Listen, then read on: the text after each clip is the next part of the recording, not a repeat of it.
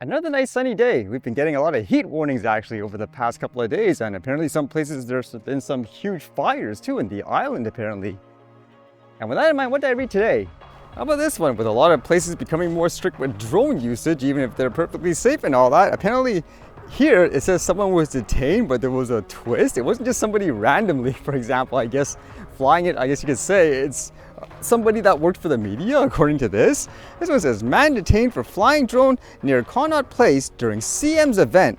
A man was briefly detained on Tuesday after allegedly flying a drone near Connaught Place while Chief Minister Rekha Gupta was attending an event in the area. The source said while Gupta was attending a program, police deployed for security noticed a drone hovering in the vicinity and accosted its operator. It turned out that the detained man was part of the Chief Minister's media team. Delhi Police Commissioner SBK Singh had on August 2nd ordered a ban on the subconventional and aerial platforms across the national capital till August 16th because of Independence Day. The ban covers paragliders, paramotors, hand gliders, UAVs, UASs, microlight aircraft, hot air balloons, small side power aircraft, quadcopters, and remotely piloted aircraft. Isn't a lot of that literally the exact same thing, just with different wording?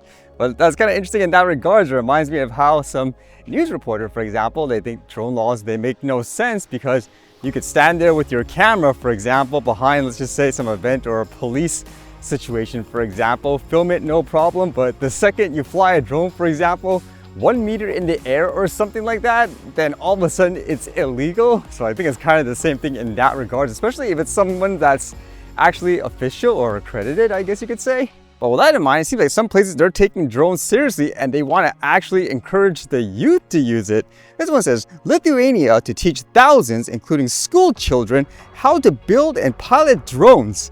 That just makes me think it's just like a toy, for example, in a lot of cases, but everybody treats them like some huge manned aircraft or some deadly weapon. It says, Lithuania's government said Tuesday it plans to open 9 drone training centers over the next 3 years to teach thousands of people, including school children, skills in flying and building the machines. Drones have become increasingly common in everyday life and warfare in recent years. Lithuania's project aims to strengthen the public's abilities in drone control and engineering and expand civil resistance training, its Defense and Education Ministry said in a statement. The first 3 drone centers are due to open in September and the remaining 6 by 2028. The plan is for 15,500 adults and 7,000 children to be taught drone skills by 2028, Defense Minister Dovile Sakhalin said. It would make me think, I mean, it might sound silly to you, but it's almost like saying we're going to open up a school to teach kids how to play things like video games because it's an important skill. The time reaction, for example, maintaining concentration and all that, how to use a controller. I mean, to me, it's like, okay, is this just having fun playing with entertainment products? In many ways it is, in terms of like what, building your own FPV drones or whatever and flying it around. But so many people, again, it's so over the top, they're so misinformed about what the tech and stuff is in general. Will that change? Who knows? But this next piece I read kind of relates to this in a way where there's so many people that just blindly read what they see in the media, for example, without much thought, where they'll just say, okay, it makes sense. And remember with all that news here in Canada about places like Nova Scotia and then recently like New Brunswick, they banned people from hiking in the woods, for example. And the argument was, hey, it could start a wildfire. People are irresponsible. That's the argument for a lot of people. Well, with this, it kind of destroys that, I guess, narrative.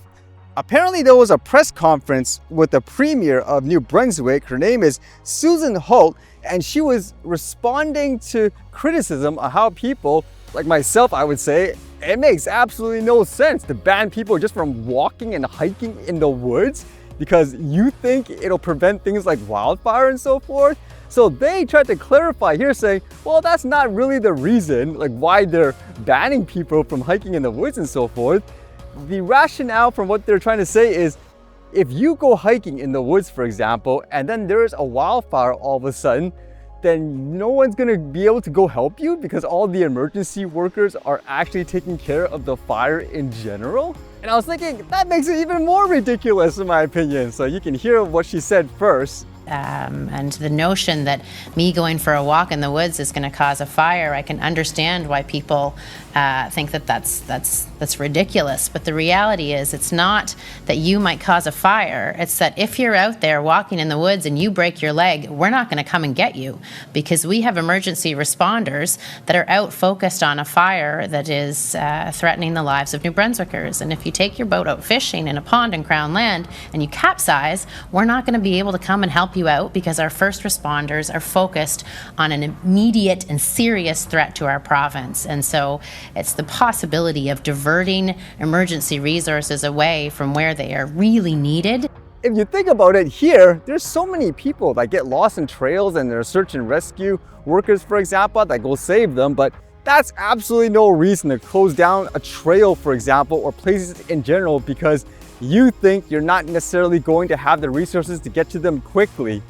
In general, you usually only close down the trails if there is an actual issue. For example, there's some kind of landslide, there is an active fire at the moment. That's really the only times, for the most part, when people close down a trail in general.